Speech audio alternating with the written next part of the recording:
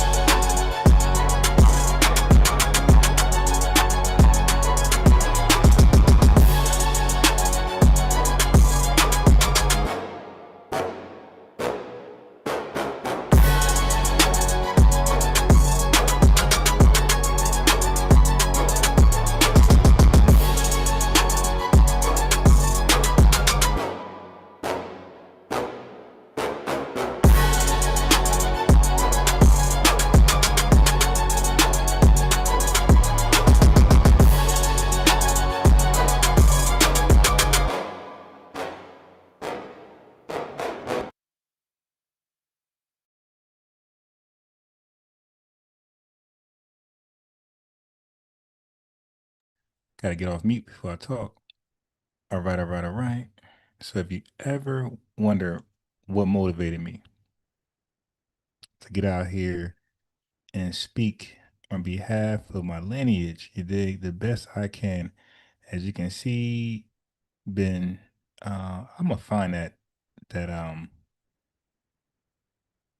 screenshot I took, but I'm not new to this family. A lot of people come before you. A lot of these Pan-Africanists, they like to brag about books they read, and they like to always have backgrounds of books to like try to intimidate somebody, to not challenge them and just believe what they say. And real readers don't need to always hold up a book. And then you can know we read just based on average conversation. I've been doing lives on this channel at least since January, or maybe a little bit afterwards, maybe March, but this year for sure. Okay, and I think it's clear that people know I read. I read a lot. I don't gotta hold up books. Okay, but I do got those pictures too, though. You know what I mean? But I feel like when I talk, people could clearly understand I read, but not just read. Watch hella videos, lectures, debates. Okay, so I can't really find the screenshot I'm looking for. Facebook be giving me those memories. But anyway, let me do this thing. Since I can't find that, let me do this. Let me show you some of the motivation.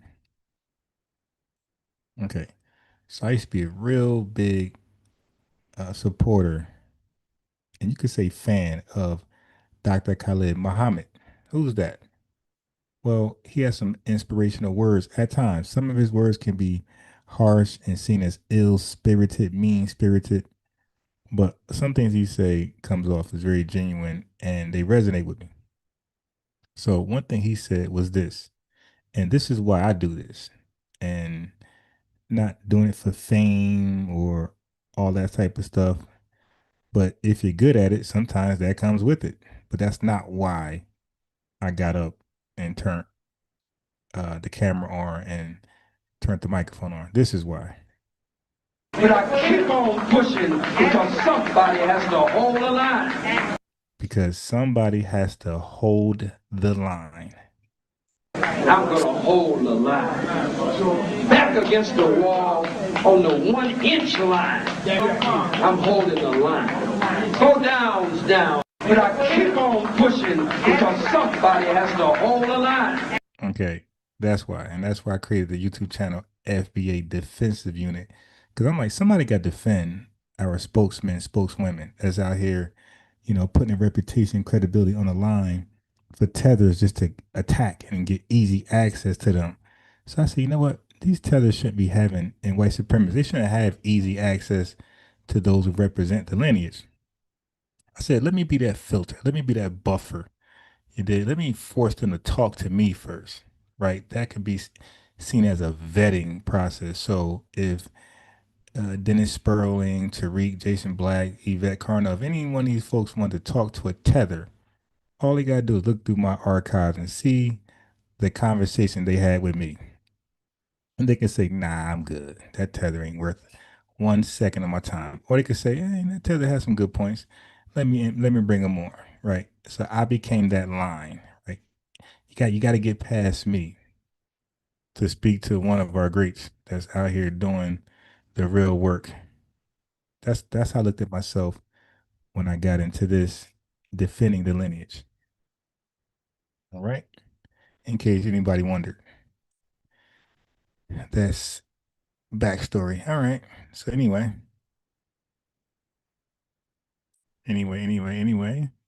let's get into these damn Pan-Africans who are trying to steal our reparations and then what?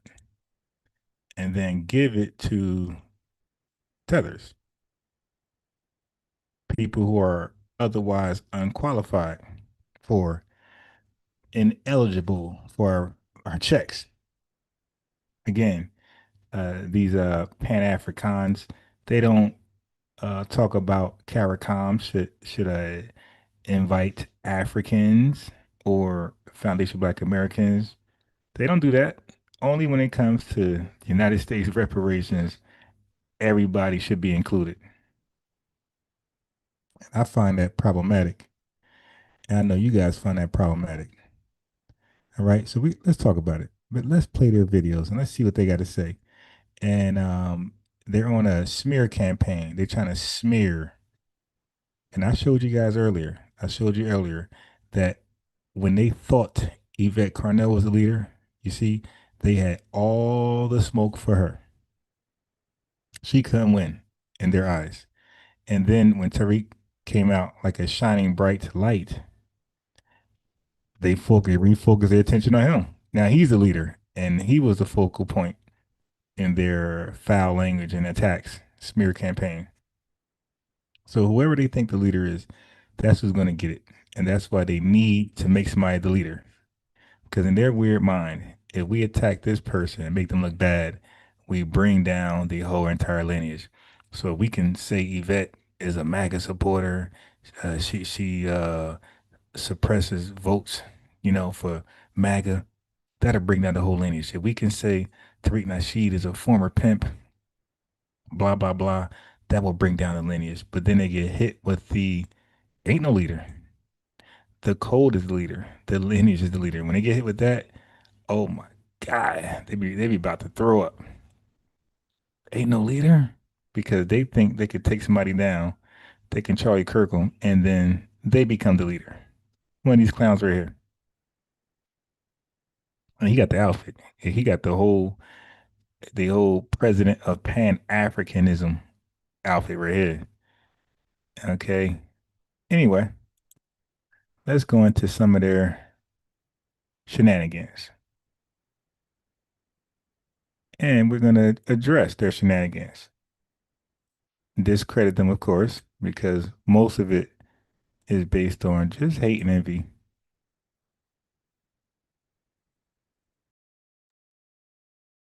of them. Right, right.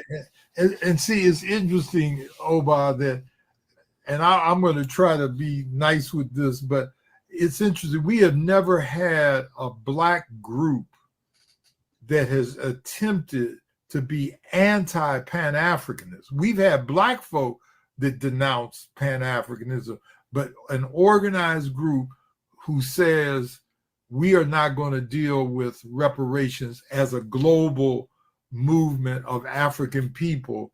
We got to get our own here in the United States. Why would we deal with global reparations? Do you know how difficult that and stupid that sounds? That's difficult to do. You know how difficult that is to do, and you know how stupid that sounds. We can't even get national reparations, but we're gonna argue for global and be in a perpetual nothing burger for the rest of our existence. Dinosaurs then came back. All the religious people came back. Meteorites destroyed the earth 4 times over before globalized reparations. The hell he talking about? It sounds so stupid. States, we are not going to deal with reparations as a global movement of African people. We got to get our own here in the United States. We've never had anything like that until now. And that's because you have the ignorant, and they've been able, some very good propagandists have been able to propagandize a lot of young blacks. And this is not, most young blacks will not buy this, but a lot of young blacks who don't know squat about their history, culture, or anything else. And once they tied the anti-immigration movement to reparations, right. And Wait, hold on. Let's before we go to the anti-immigration movement, let's address one thing at a time. So they said FBA DOS is the first organized anti-Pan-Africanist black movement, right? And so they frame lineage-based reparations as uniquely divisive, portraying it as propaganda targeted at young, uninformed black people, right? How to catch a predator type strategies. But FBA DOS is not anti-Pan-Africanist. Okay, is jurisdiction specific. We're not going outside of the United States. Sorry to tell you that. The U.S. owes us reparations, the descendants of slavery, not anybody else, just as Britain owes Caribbeans and France owes its colonies. So demanding specificity, okay, I still can't say it, specificity is not rejection, okay? It's strategic. Pan-Africanism failed, failed to secure the bag. For 100+ years. They failed to secure reparations for 100+ years. FBA dies. We pushed a winnable legal claim. You guys literally pushed a nothing burger for over 100+ years. So now let's talk about anti-immigration. Blacks, and this is not, most young blacks will not buy this, but a lot of young blacks who don't know squat about their history, culture, or anything else. And once they tied the anti-immigration movement to reparations, and we know that that anti-immigration movement is a white movement. It's not a movement of anti-white immigration. It's an anti-black, brown, red, and yellow, where red is not in the picture. So that's when that flew. But they are able to do this because the people who are pushing this are good propaganda. Wait. So they said FBA DOS ties reparations to anti-immigration, which is a white movement. Okay, again, family, they will never call in. These clowns will just interview each other, yes men, yes women, all day long. They'll never invite pushback like we do in our spaces. Okay. They argue immigration critiques come from white nativists, not black lineage demands. Only white people have the right to critique immigration policies. Well, let me tell you this. That's a false equivalence. FBA Docs critiques immigration because it affects. Look at why we critique immigration. It ain't for the same reason whites. Okay, we critique immigration because it affects, has always affected black labor competition. Going back, once we got freed, emancipated, what happened? America opened its doors for immigrants, European immigrants, right? European immigrants. As soon as we got free for labor competition, all right. Then what about the Great Migration? Again, Ellis Island. You see, labor competition, and then when we fought for civil rights and got it passed, then the following next year they did the uh, Immigration Act and invited more immigrants. So that's why we do it. Labor competition and political displacement, not because of nativism. White nativists want fewer immigrants to preserve whiteness. FBA does. We want immigration policies that don't undermine a group already systemically disadvantaged. That's not the same agenda. Okay, so try again. Propagandists, and they are red not in the picture. So that's when that flew. But they are able to do this because the people who are pushing this are good propagandists, and the people who are falling for this because they're preying on a weakness in the choice between two cultures that has emerged since the late 60s, where our communities have been hit, families have been broken down, elders are not passing on the kind of wisdom they could because the networks are weaker. And so one of the things that has popped up as a primary value when the two cultures clash, African American and European, is materialism. Yeah. And so this idea that money comes before your people, and the other one is individualism. The individualism comes before the group. And so as a result, and not all youth are into this, but a sector of youth have bought into it, and it's mainly the ignorant, because the masses of people don't know nothing about this. But on the ignorant, that's where it's popularized. So yeah, anyone that's gonna yeah, that same internet is how Donald Trump pushed MAGA, and that worked very successfully. Okay, nobody left their couch, and the entire world knows who MAGA is from the internet. So the internet is a very useful tool for people who are smart and want to signal boost their messages.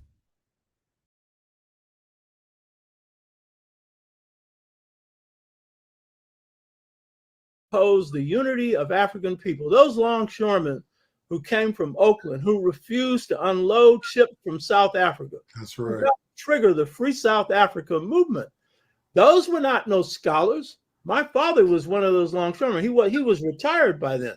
But the fact of the matter is, they were people that knew these goods were coming from a country that opposed and exploited African people. And they stood up, and that was a part of breaking the back of South Africa. So when it comes down to what the grassroots things, that's a different story from what is coming from the propagandists. And you're right, that they could even get away with this idea of talking about they're anti the unity of their people. Well, but their people. Let's unpack that. So he said Pan-African grassroots actions like boycotts against South Africa. Okay, first of all, that's a page out of our book 60 years ago. All right. Okay, so he said that shows global unity works, right? He contrasted that to FBA internet activism with Pan-African direct action history, something we did 60 years ago. Okay, first of all, we did to get them. All right. Secondly, boycotts and grassroots activism, yeah, it matters, but they didn't deliver reparations. Okay, that don't deliver reparations. By the way, South Africa is still the most unequal country in the world 30 years post apartheid. FBA DOS is using, what are we doing? We're using 21st century tools, social media, legal advocacy to advance a specific claim, different strategies for different times. These guys are 60 years late. People, you know? Well, I think they, like you hit the nail on the head. They prey on young people who really don't know that much about their history. I was talking to some of my students. It's amazing. I mean, you and I I both. was talking, they always got students, by the way. It'd be much of it's yeah, they act like they're really teaching Pan-Africanism somewhere worthy. Like, dude, you got a bunch of lost nieces and uncles, I mean nieces, nephews, daughters. You're not teaching random people. You're teaching your relatives and this guy's relatives. And come on, man, stop it. Both are children of the 60s and 50s and even 70s. And we had virtually no Black bookstores. We didn't even know what an internet was. There's more knowledge available right now about African people than at any time in our history. But there's also, you know, it's opposed and in many cases offers a counterpoint. Hey, these guys talk about Africa all day long. I guarantee you, I could go tit for tat with anybody who's a Pan-African. Okay. And they could mention something in Africa that we never heard of. And I could mention something in America that they never heard of that's very, very relevant, very, very serious. Right. And they would tap out before I do. Guarantee that. A lot of ignorance out there right now. You know, I have students right now who really firmly, absolutely believe that the earth is flat. They talk about that. No, I'm not kidding. All right, then you're a horrible teacher then. If your students checked out to that. They will bring me stuff. I said, well, if it's flat, then, you know, like, what is Mars flat? Well, the moon is inside of a big dome. I mean, I've had students who say this stuff, and then people, you know, criticize John Henry Clark for saying, I debate my equals, all others I teach, you know. But I mean, sometimes you. Now, we don't criticize him for that quote. We criticize him for something else he said when he admitted that he will lie just to make history in his eyes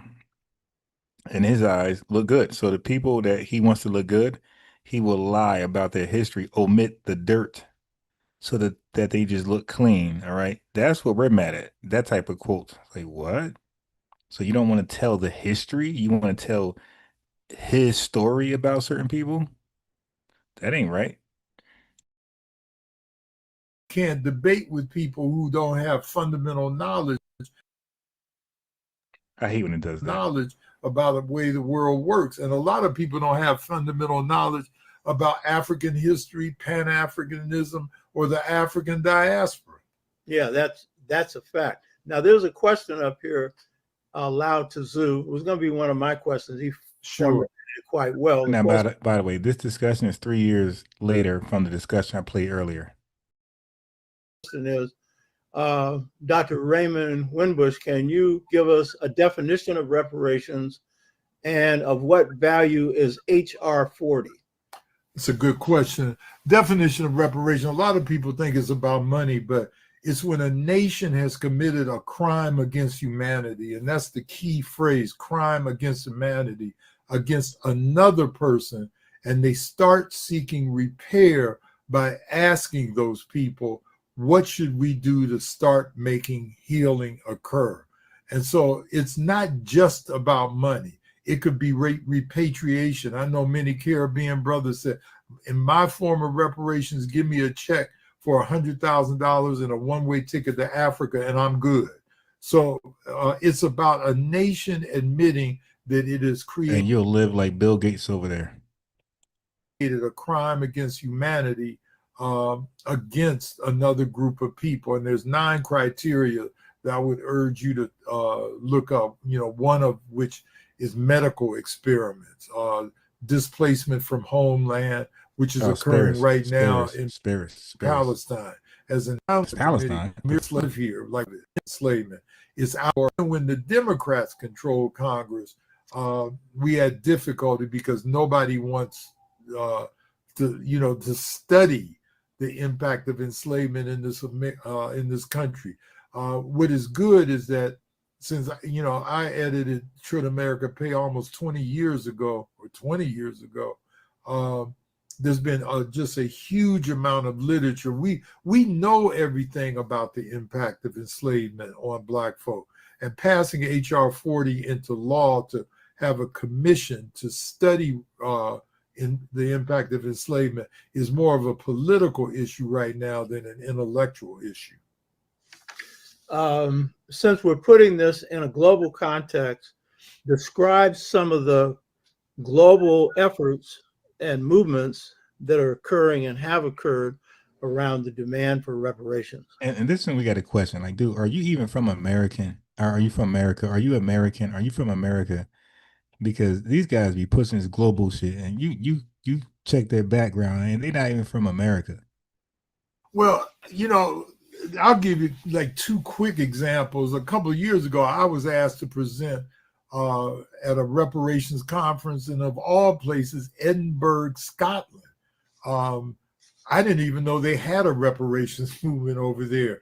But when I flew over there, and there was a few Americans, exactly, a nothing burger, that came to the conference, we were happy to see and glad to see a bunch of African people in Scotland, England. Yeah, they are obsessed. They hate Foundation Black Americans, but they are obsessed with Africans. What did you do over there, man? Or what did they do to you? What's up with this glazing? Denmark, what other countries are Austria that had converged on the conference, and there's a huge movement of reparations in Europe. Right. My man went for that monkey soup. It's a huge reparation thing in Europe. So why you over there? Let them handle their own stuff. What you over there for? What you do over here that you're qualified to go over there? Esther Sanford in England leads. I was on a conference with her just 2 weeks ago, and there's a huge discussion of reparations in the UK right now, in Spain, in France, and so forth. So internationally, it's everywhere. There's still talk, and I'm waiting to see it, but we've been talking for at least 3 years about holding an international conference on reparations. It's crazy. He just mentioned all those places where they so-called supposedly arguing for reparations. Which one of those people are arguing for global reparations? Which one of those people are arguing that people who were not harmed or injured should get money? Which one of those people are arguing that if Foundation Black Americans come over there, they should be able to get a check?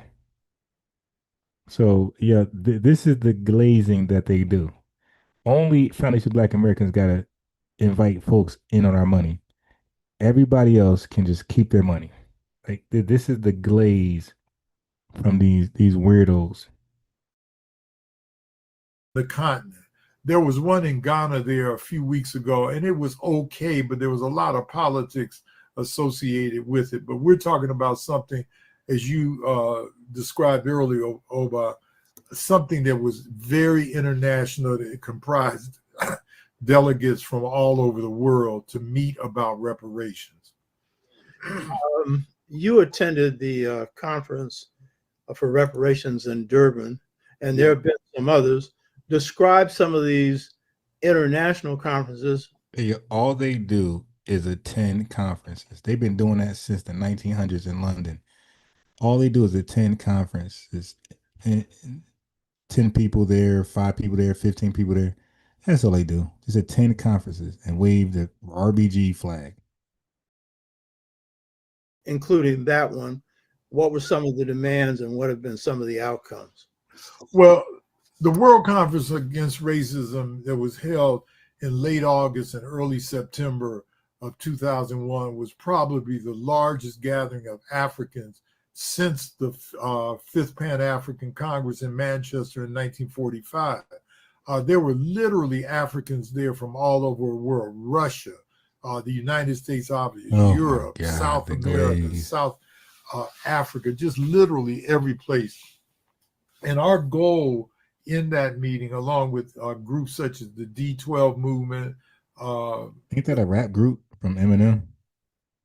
what we call the Durban 400, organized by the D12 movement, was to make and get in writing the idea that enslavement was a crime against humanity and always was. And we passed a resolution at that conference. The United States walked out of it supporting Israel, who said that it was a way of denouncing the apartheid state of Israel. Yeah, all the family, get used to this. When I play these videos of these Pan-Africanists, they're gonna always paint America as the worst country on earth.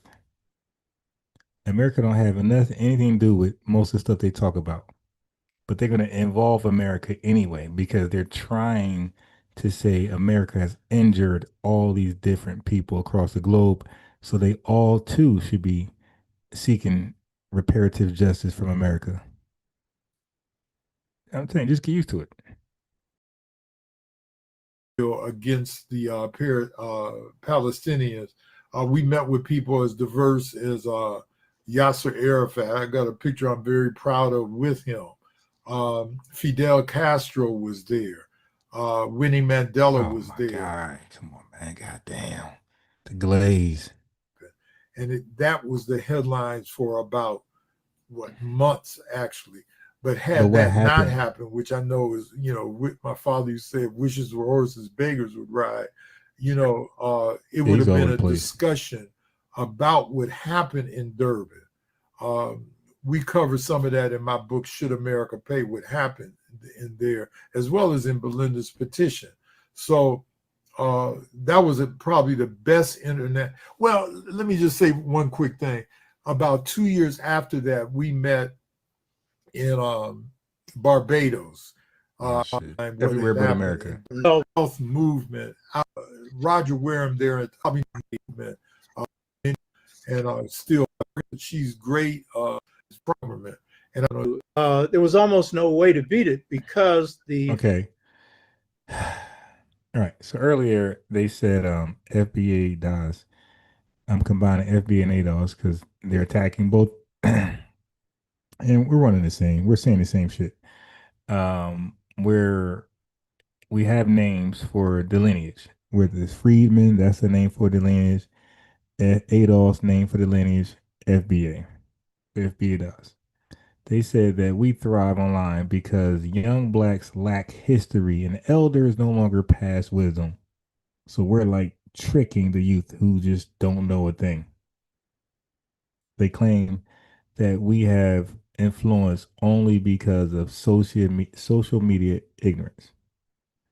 But the fact is, FBA DOS did emerge from scholarship. Antonio Moore is an attorney. Last I checked, he likes to cite Sandy Darity's research, who's an economist. Yvette Carnell has deep policy analysis background. Dismissing it as youth ignorance is an elitist dodge to avoid debating the substance. And this is what the Libyan guy early this morning I was playing. And last night would do. The elitist thing. Hey man, what's your education? What paper you wrote? That's the elitist position. Look what I did, and what do you do compared to what I did in school? Not on reparations, but in school. So if you haven't done what I did in school, you can't say nothing. But then we get Antonio Morris, somebody that did more than him. It's like, well, now what? So do you shut up now? And he just talks. It's stupid elitist babble. Federal conspiracy laws don't require an overt act. So about all it takes is the government to charge you, and then like a grand jury would indict a ham sandwich. Right. Well, almost those ugly African outfits be funny. any jury, especially got a lot of whites on it, is going to indict almost anybody under this conspiracy statute. I'm going to tell you a little side story on this. Viola Plummer's boyfriend at one time was a brother named Chimaringa. Do you know Chimaringa? He came in. And were outside of.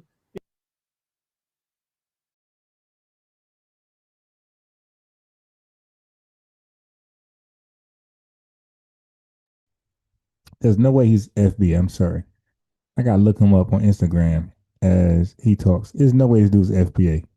I'm calling it right now. He's not FBA.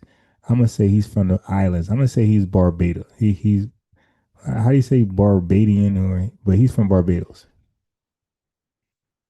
Spirituality, because he's done a lot of stuff. You know what I mean?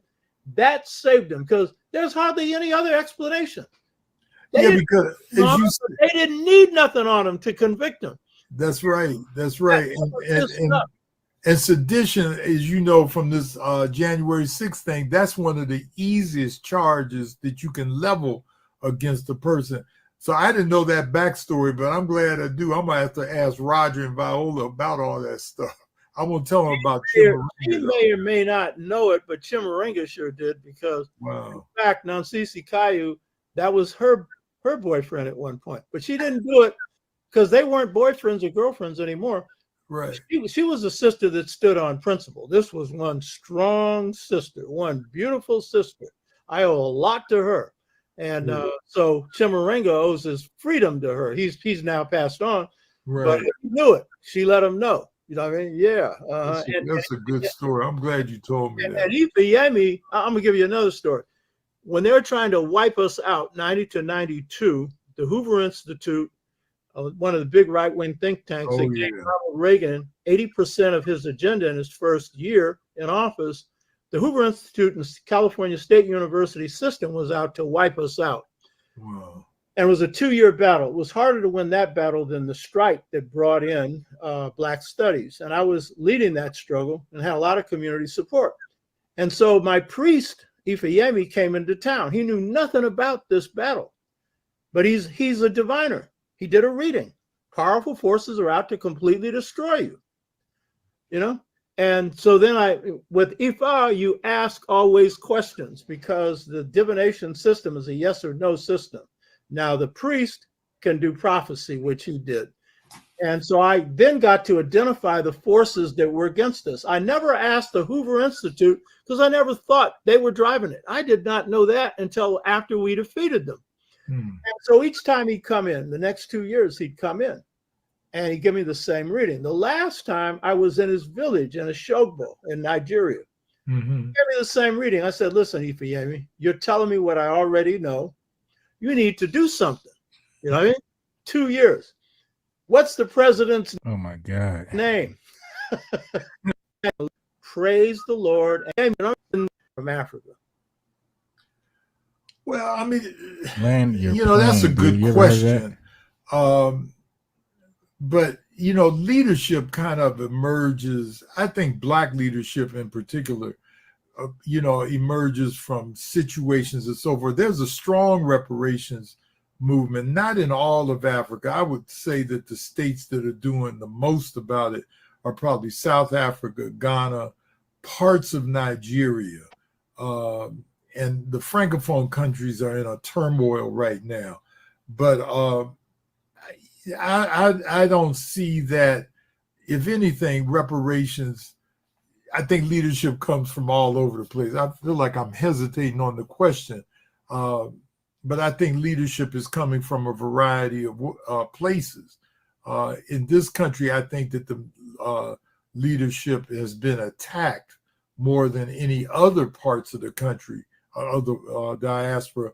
And I think it's simply because the scholarship is coming out of here, the vocalization about reparations are more American, and we spread it across the globe.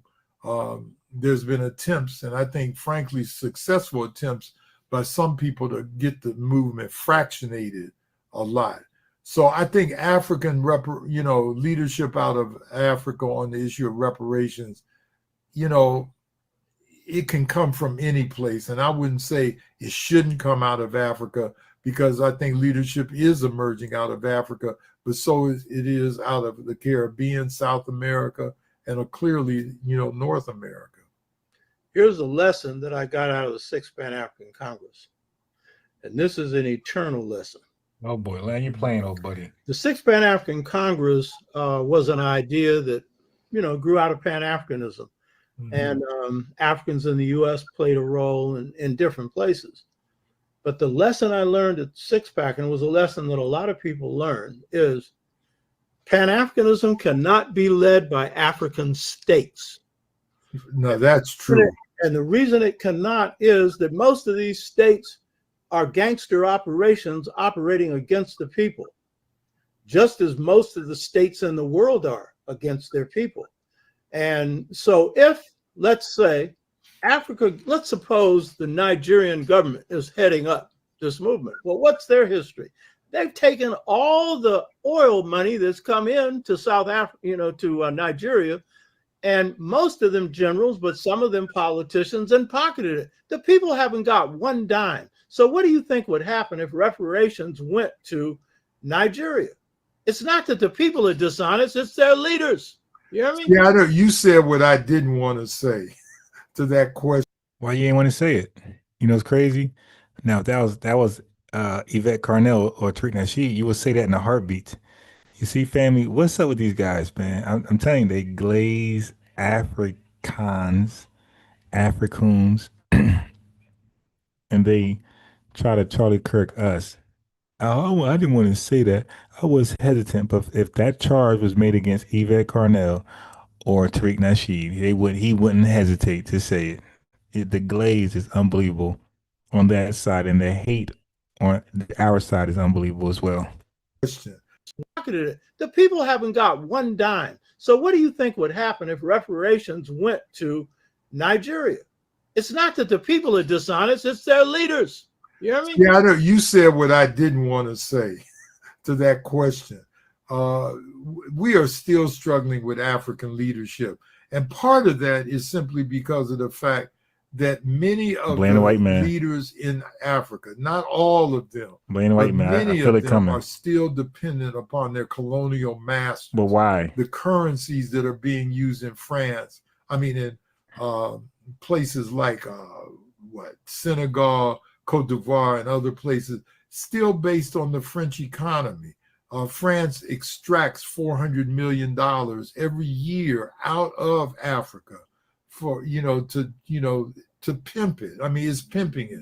So a lot of that leadership is dependent on kind of the say-so or the acknowledgement of their colonial masters. One of the worst pictures I ever saw in my life, Oba, was when we met with Wade, who at that time was president of Senegal. Yeah, these guys with their stories. Okay, let me go. Oh my God.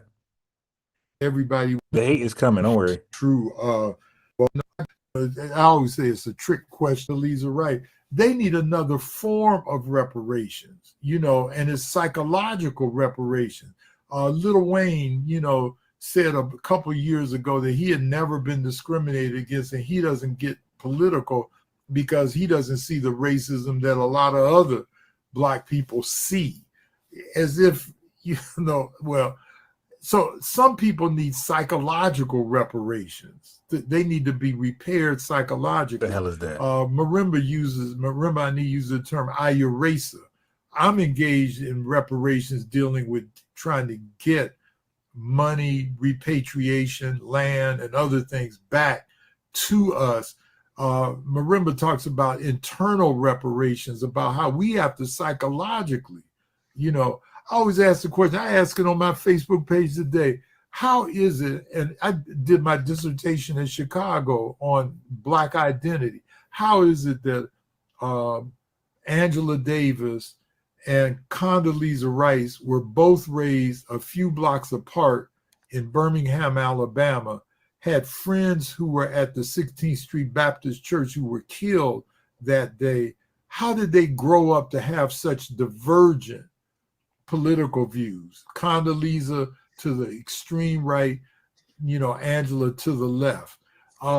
how did, Clarence Thomas in 1969 at Yale University was a member of the Black Panther Party. So, so the idea, and it's a good question, the reparations movement is very concerned about the psychological state of Black folk in this country, and not only in this country, but around the world. Yeah, and healing from damage, the psychological damage and stuff, you need reparations that is directed in that direction, but the actual format for healing comes from us. Exactly. It comes from our own understanding of how the psyche has been and the identity has been disrupted, and coming up with solutions. So on this show, we've been signing people up for, and this is something that Bulanlela Wabogo and I shaped, what's called the sixfold stages to mental. It's really mental, spiritual, and physical freedom. I'd like to see that. Go ahead. Yeah, it's a transformational system that Malcolm went through when he woke up. Amilcar Cabral went through. I went through. A number of others went through. Bulanlela looked at Fanon and how Fanon had traced it in Wretched of the Earth, and then he had his own ideas about it. So we've constructed. Maybe, just maybe, I can get in contact with this guy, this president of Pan-Africanism. Because I know he'll never join me on a panel. So maybe I finesse something where I can get him. The holy FBA Codex TV1 PC, he said, we can't be anything but African, and it seems they all agree on that something's up. Right. Yeah, that's more than a coincidence. You can never heal if you insert yourself in that tribalistic nonsense. Africans, they want reparations, have to do their own work, not try to steal that right. They made it a whole new religion. Yep, I've been saying it. Pan-Africanism is a religion. If they paid a nickel for every time they say Africa, they can retire from. Yeah. I mean, they just glaze Africa all day long. Did Nigeria participate in the slave trade? 100%. Oh yeah, I gotta ask him about that too. Okay, yeah. Oh my God, I'm trying to ask. I think he's gonna say yes. The way I worded the invitation, I just gotta try to stay away from the questions and subject that's gonna make him leave right away. So, but he's gonna tell stories. Oh my God, I don't want to be told a story. I'm gonna snap on him if he goes into a story. I'm gonna say, hey, I'm on lunch break. Can you land your plane? Some systems that actually work. Oh, December Dawn says, are the leaders robots? You're a funny December Dawn. Welcome to the channel, December Dawn. Let us know if you're FBA, if your lineage goes back to slavery. Thank you, Jody Nori. Nah, it's the people. Donnie, they have no cooperation from African leaders at all. Straight nothing, bro. Straight nothing, bro. But that should also be a part of the reparations process. Also, absolutely. Also, I think some people have confused the damage that has been done in the post-68 period with slavery, though they dovetail. They certainly influence that. Mm-hmm. But a greater erosion of the Black family has occurred between 1968 and now than between 1619 and 1968.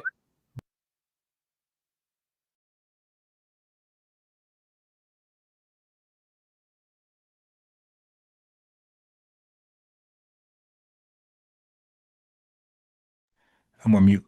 I would love to ask him, hey, those reparation claims that you guys claim are around in Africa, can anybody just come there with their hand out and ask for money? Or how do they pay out to people who were injured in those countries or in those regions? I bet you this guy gonna say lineage based for them. Right. We've gone from 100 years of 75% two-parent households to 29%. And that's due to the forces that have hit us in that period.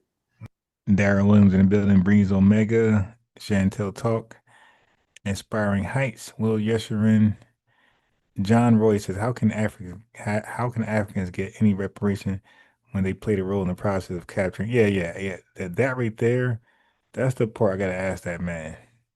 It's like, and that's the part where they just lying. Like, how you get reparations, and you're the reason why we're getting reparations. Make that make sense. Let me make John Roy a moderator. Give him a lineage wrench. Mhm. And it's due to other things, you know, COINTELPRO, drugs dropped in the black community, prison AIDS. industrial complex, AIDS, a host of things. And some of the messed up AIDS. things you're talking about, the earth All right, dude. What are you talking about? being flat. One of our people here was talking about somebody that advocates that on the ignorant. You know what I mean?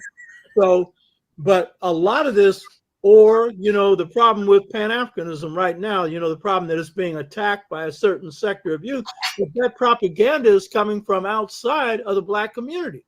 So that should also be added to what we're talking about when it comes to reparations, because this is recent and some of us have been too lazy to look at intellectually, those of us who do this kind of work, to Yeah, I would love to ask him the tough questions. Oh my God. I probably gotta um see if he'll do a Zoom. A Zoom. I just got to. I just got to. Because I was just gonna call on from the phone like I did Pan African James the first night. And believe me, he did not behave like that night. He was on his best behavior because when he came to the platform the next day, oh my God, I did not know he was that dumb. I was embarrassed. look at, well, what's the cause of this? And we'll just trace it back to BSA slavery. one, No, some of this stuff, I'm not going to say it's worse than child of slavery, God. but it's more subtle than slavery. What? Yeah, What's that? I missed that. Too lazy to look at intellectually, those of us who do this kind of work, to look at, well, what's the cause of this? And we'll just trace it back to slavery. No, Everybody's lazy, but these guys, they just scholars. They just born scholars. some of this stuff, I'm not going to say it's worse than slavery, but it's more subtle than slavery. yeah, and I agree with you. I think that you got to look at the writings of people like George DeGruy about post-traumatic slave Really, syndrome. child of God, that's The crazy. attack on black Child of God said that Dr. Raymond Wimbush is trying to get reparations in Maryland, but he wants to funnel the money through their organizations, stealing people's reparations for what I remember. Damn. They owe as yeah, these elders believe that they saying the good elders though. Right, the elders. That's why I don't get caught up in the elder thing. Because these are elders and we gotta respect our elders. Chantel Talk says they know damn well Africans are dangerously tribal in Africa, and the American freedmen who migrated there to start a settlement was constantly attacked by those Africans. Those Africans were hungry. Like eat, eat. That's all they kept saying. Eat. folk right now, to me, is more psychological. And it is. I mean, we knew who our enemy was. I spy 22 piece. Who is that man looking like a white skinned sonetta? Yeah. He definitely look like a light skinned sonetta. Yeah. I'm gonna ask him. I'm gonna definitely ask him. Yeah, what are you, man? You look like you know, like you might be who Dr. Ray Wimbush think is the enemy. But the enemy thing, that kills me. I'm like, who's the enemy? And they get confused. In the 60s and the 50s, and even going back to enslavement. Claude Van Now we Damme, see people Salita Marie. aligning with the enemy in a variety of ways. And a lot of Who is the enemy? this is through advertising, the images that they portray right now. I mean, it's like, and I know it's kind of an easy example, but if I'm looking at TV, I have yet, it's almost like one out of every two advertisements has a mixed race family, kissing each other, or white men with little black girls walking down. I ain't gonna lie, I hate those commercials too. Please like the video. The night crew is usually on point with the likes, so I'm really surprised to see the likes not match the live viewers. Usually I don't gotta say anything. Yeah, but those videos, I think everybody hates those videos. I think FBA, Pan-Africanist, white supremacists. I think only the liberal party be like, oh, these videos are great. On the street like they're the father figure and all of this other stuff like that. Those are slowly making us think differently about a lot of stuff. And, you know, given the, you know, some of the poison that is on the internet, you know, the attack is primarily psychological right now. Yeah, this choice between two cultures thing, I have a whole analysis on this, and some people have heard it on the show. I'm not going to go into it in detail. But when global forces hit your... Yeah, I know he's not FBA. I know he's from another country. And I'm gonna say the islands. I'm gonna say he's from Barbados. I went on his IG. He ain't really have much. I searched the internet. It don't really say much about his upbringing, where he's born at. But because he has a real name. Shit. Yeah, this is live. I'm reading your comments live. I Inspired 22. They stuck on that nonsense like a crypto keeper. Dr. Wimbush was a black libertarian or black liberation media live stream 9 months ago. It's called Let's Get Reparations featuring Dr. Ray Wimbush. You might, oh, really? Hold on. I know you said a whole bunch of shit on there.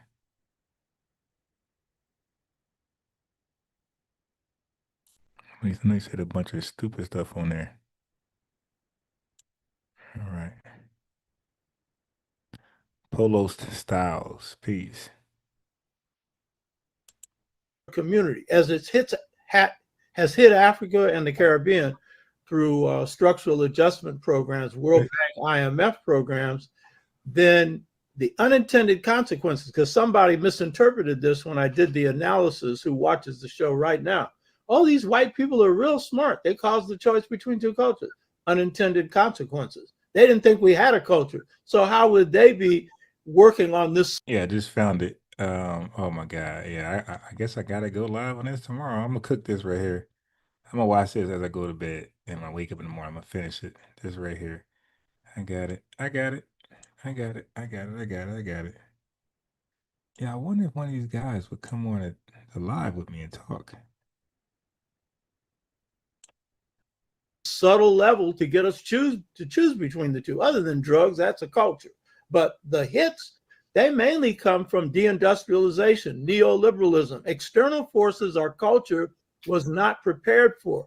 And it unravels the family because people can not earn enough to earn a living, so they can't maintain a marriage. That's happening with white people now. They're going from 75% two-parent household to 50. So suicide rates and everything else are tied heavily to people not having any sense of a future. It then leads to a choice between two cultures, not deliberate. People are not aware they're making it. A lot of the youth who are making it don't know we have a culture. So how would they know they're choosing between the two? You know what I mean? So yeah, look at the name of this video. This is interesting. Are ADOS and FBA attempting to hijack reparations? I gotta watch that. A Black Power media discussion with members of ADOS, American Descendants of Slavery. Yeah, I guess I'm gonna check out this stuff. Thank you for this. This might be some. We'll keep it going. Okay, we'll keep it going.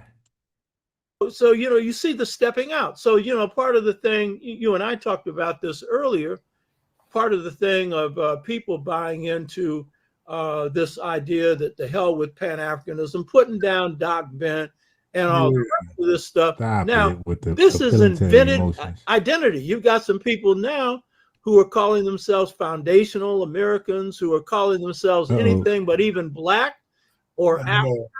The majority. Bro, where you get Foundation Americans, bro? It's called FBA. You got to sit down, man. These old guys of our people are not going to buy that. The majority of our Black youth are not going to buy that. But the fact that how do you know? You don't talk to the youth.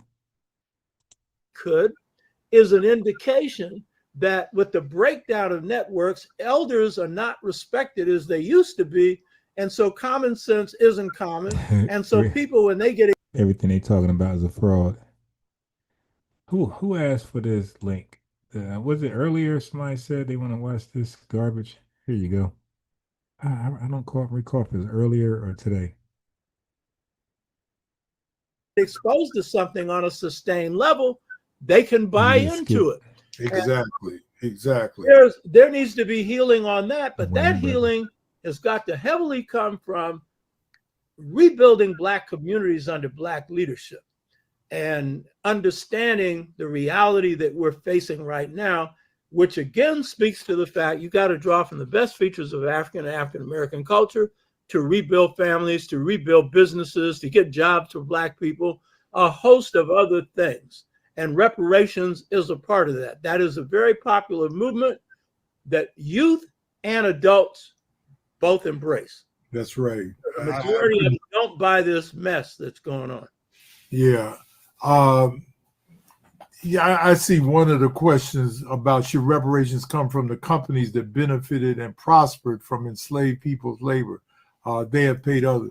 Absolutely. Again, we are getting ready to release a major study next summer. We're working on it right now in Washington, D.C. We received $300,000 to do the study, in fact. And we are going to be pointing, and the reason why we chose Washington, D.C. was simply because there's so many headquarters of major corporations in D.C. as well as in New York. And we hope Richard America, the Dean of Reparations Scholarship, is on our team. And we are pointing to all the corporations as well as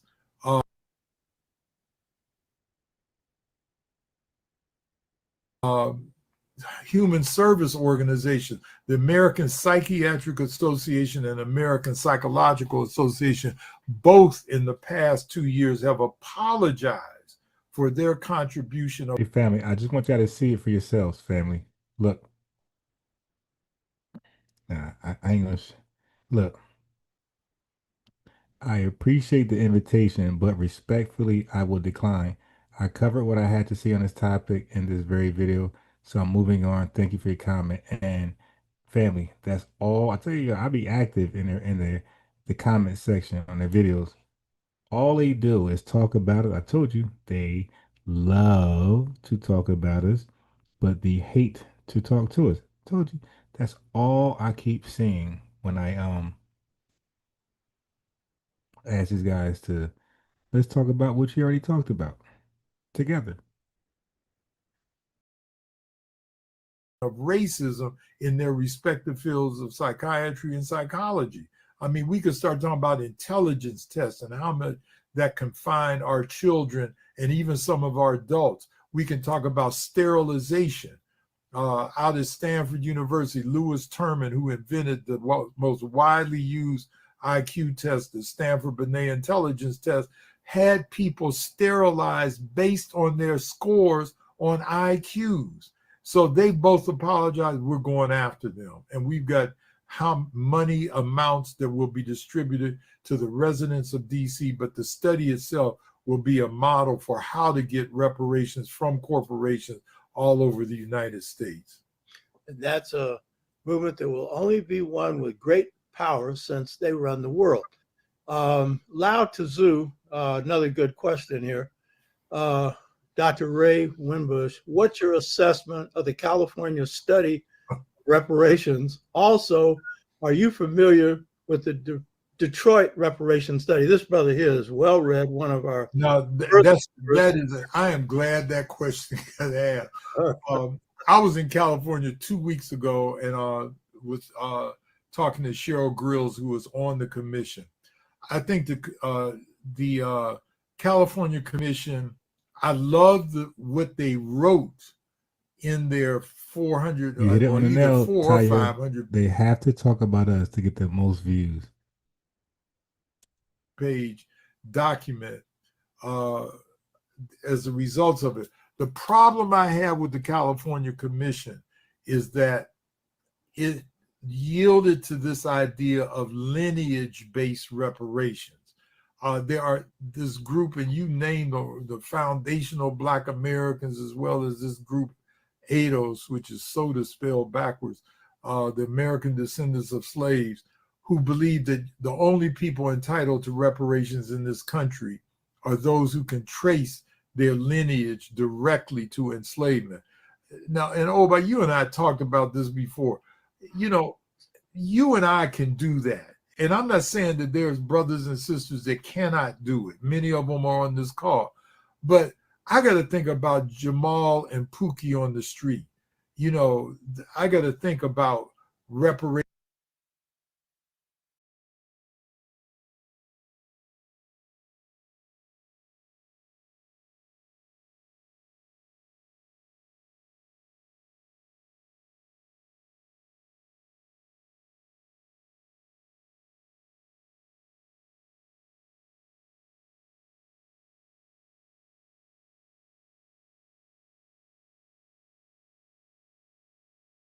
For them as well.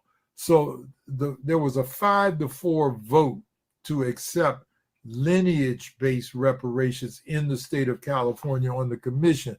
I disagree with that. I think that reparations should be race-based. I think that Black people in all of their walks of life, and people are like, well, you gonna give Oprah Winfrey reparations? You know, Jews, when they got reparations, didn't say, are you going to give Steven Spielberg reparations? What are you talking? Yeah, he just saying the most stupid shit possible at this point. Those are questions asked to try to throw us off the prize, which is getting reparations for all African people on the thing. So the California... All African people, see, that's a problem. That's why I got to be lineage-based. That's why, family? This is a sincere question. Why do they want us, out of all people who are going after reparations from our governments, right? Why we are the only ethnic group that must share our money? Everybody else can keep the money and run. We're the only ones that got to share the money. They want us powerless, man. They want us back in shackles, and they want Africa to be great, I guess. Commission, if I were to grade it on a scale of 1 to 10, with 10 being it was a great commission, and 0 being it was terrible, I would give it about a 4.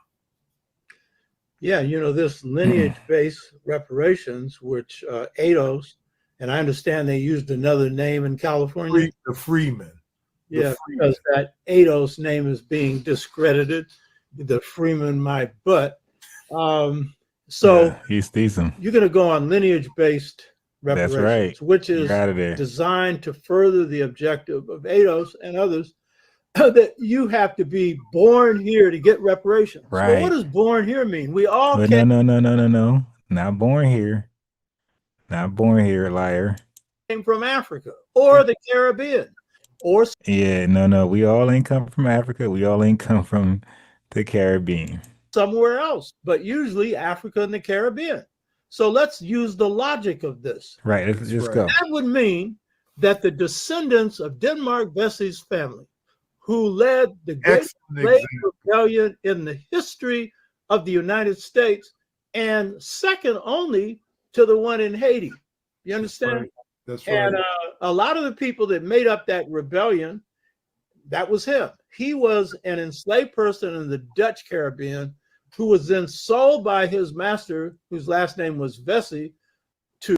My fault, family. That's me. To Jamaica, no, to Haiti, and observed the Haitian Revolution and faked epilepsy, so got rebought by his master, and then was lucky enough to win a lottery when he comes back to South Carolina, and he leads the most far-flung, best organized slave rebellion in the history of slavery, made up of Africans straight out of Africa, made up of Africans like him who had come from the Caribbean, made up of... Hold on, let me refresh this because it got real crazy looking. When he comes back to South Carolina, and he leads the likes of family. The likes are terrible. Best The organized late crew is slave usually on point with rebellion the in the likes history of for 14 slavery, off. Right. made up of Africans straight out of Africa, made up of Africans like him who had come from the Caribbean, made up of other Africans who were second Bro, land generation your Africans. goddamn He plane. himself was an AME, African Methodist Episcopal Church member, and he plotted his rebellion in the AME church. And his chief lieutenant was Gula Jack, who came from Angola, who was an Angolan priest who could turn house Negroes into field blacks. That's right. The house Negroes of the governor of South Carolina prepared to poison him. He's going to be denied reparations because he was born in the Dutch Caribbean and was enslaved in Haiti. And another thing, you're going to wait. Let's start right there. These are some old fools that need to sit down and shut up. Don't say one more word. What is he talking about? Last I recall, Denmark Vesey was part of the ethnogenesis. What are you talking about, man? So you heard them. They attack California's reparations framework for being lineage based instead of race based, saying it excludes people like the Caribbean born Denmark Vesey. That's a stupid argument. And that's a straw man argument because Vesey fought in the U.S. and was enslaved in the U.S. Lineage-based reparations apply to descendants of U.S. slavery, old man. Caribbean nations have their own lineage claims. CARICOM versus Britain. This isn't exclusion, it's precision. Just like native tribes, specific treaties, specific reparations. But Denmark VC is ADOS, bro. He's FBA. Okay, so I just cooked you on that. deny him, who was inspired by the Haitian Revolution. That was the main reason that he organized that rebellion. He told the enslaved, fight, and the Haitians will come to your support. Now, they're not going to send an army, but they'll send weapons. They'll send ships. They were supportive. Simon Bolivar, when he is in exile for a period of time, he goes to Haiti, and Haiti gives him guns and everything else on one condition: you help free the slaves. Yeah. You take up the freedom of slavery. So I'm giving this example to say there's millions of people like that, and we all came from somewhere else. So this is designed to exclude anyone that can't prove that they came from where. Because if you come from Africa, you didn't come from here. You know what I mean? And furthermore, it also included under your definition. Right, and it also divides. Yeah, they just talk a lot, and that's so the elders, because they talk a lot. They won't lie in planes. You come from Africa, you didn't come from here. You know what I mean? And furthermore, it also included under your definition. Right, and it also divides Black people. Can you imagine one person who was born or mother was born in Jamaica, and then they were born here in the United States? They don't get reparations. This whole lineage-based stuff is just. So, hold on. All right, I'm missing something. I'm missing something. I'm missing something.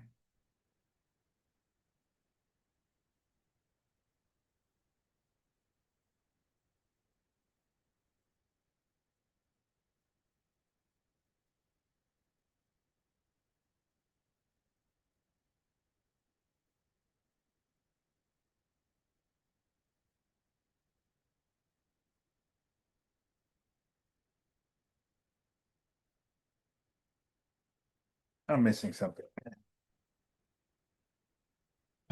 These guys cannot be that stupid, man. Yeah, they just can't be that stupid. Look what I typed in. An American-born Black person cannot directly make a reparations claim under CARICOM. This is the Caribbean claim, all right, where they claim it Britain, okay, injured them. It says we cannot make that claim under CARICOM because the initiative focuses on justice for the indigenous and African descendants community within the Caribbean community itself. That sounds like lineage based. CARICOM's efforts are diplomatic, aimed at former European colonial powers, and are not designed for individual cross border claims. Yeah, I must be missing something. And it also divides black people. Can you imagine one person who was born or mother was born in Jamaica and then they were born here in the United States? They don't get reparations. This whole lineage based stuff is just confusing. Now, Really? Okay, that's interesting. Because over here it says the beneficiaries of CARICOM Reparation Initiative. The reparations plan is intended to address injustices and their legacies for the region's indigenous and African descendant communities, not Black Americans who were enslaved in the United States. Yo, these guys, in the words of the Holy FBA Codex, are agents. Yo, these guys are agents, yo. They hate us. When you become a Pan African, you hate foundational Black Americans. Yo, we can't lay no and he said it's so that ain't being divisive. to the Jamaica, and then they person who, and it also divides black people. Can you imagine one person who was born or mother was born in Jamaica and then they were born here in the United States? They don't get reparations. This whole lineage based stuff is just confusing. Now, to the person that asked the question, the report that I like coming out of California, which I give a 10 to, is the San Francisco study, which is 500 pages.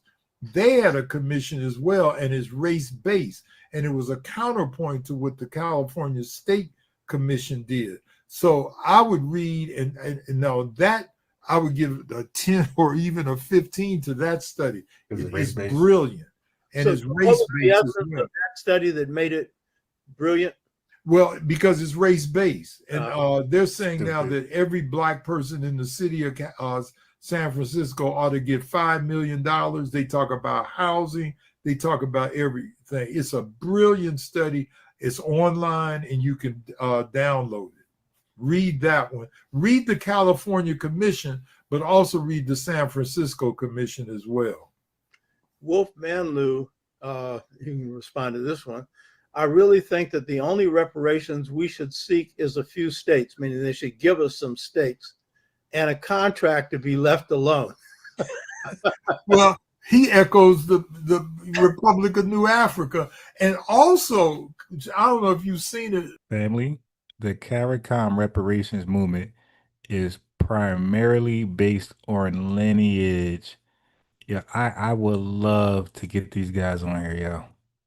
This is a lineage-based reparations initiative, and the historical injustices committed against the region's indigenous people and African descendant communities.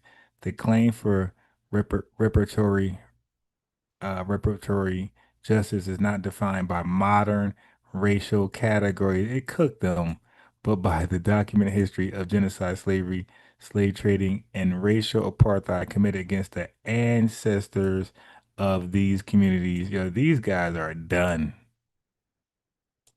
These guys are done. They're just old fools and just proving it as much as they keep talking. But Charles Blow, the guy that used to write for the New York Times, he has a new book out called The Devil. It's something about the devil. I can't think of somebody, but he's arguing for a reverse migration right now. Targeting of specific ancestral groups. The Caribbean Community, CARICOM, established its Reparations Commission in 2013 with a specific mandate to prepare a case for reparatory justice for the region, indigenous, and African descendant communities. Regions, indigenous, and African descendant community. It sounds a lot like ours. The claim is therefore directed at those with ancestral ties to groups that suffer the atrocity. That's lineage based. That's lineage based. Yeah, these guys are definitely compromised. They're definitely agents. He said, just like the Great Migration moved blacks from the South to the North, he said the only way black folk are going to be able to take over governments to really, the way you can do it is to start capturing some of these state legislatures. Now, we've done it here in Maryland. People forget Maryland is a southern state below the Mason-Dixon line.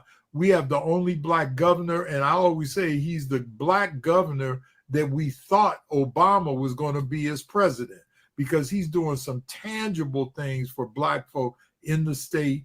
We also have the largest black state legislature in the United States. I'm telling you, these guys are the guys who's going to vote down.